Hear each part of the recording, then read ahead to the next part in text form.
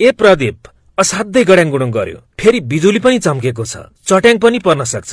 जाउँ त्यो रुखमुनि ओत लागौं। के कुरा गर्नु भएको काका? चट्याङ पर्न सक्ने अवस्थामा कहिल्यै पनि रुखमुनि र ठूलो टावरको मुनि बस्नु हुँदैन। यस्ता ठाउँमा चट्याङ पर्ने सम्भावना झन अत्याधिक हुन्छ। हो र?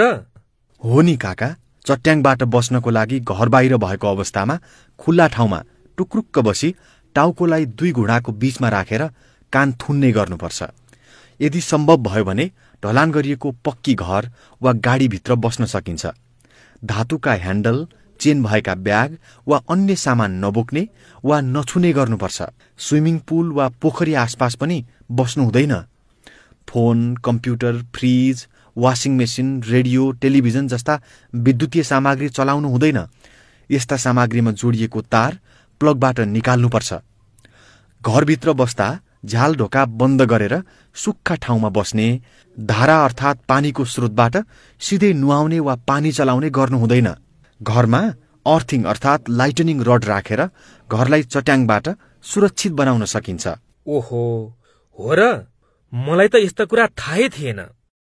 त्यसै गरी नि काका, बढी जसो चट्याङ चैतदेखि जेठ महिनामा धेरै पर्छ भने सामान्यत दिउँसो 3 बजेपछि बढी पर्छ। यस्तो समयमा हामी सबैले चट्याङबाट बस्न उच्च सतर्कता अपनाउनुपर्छ।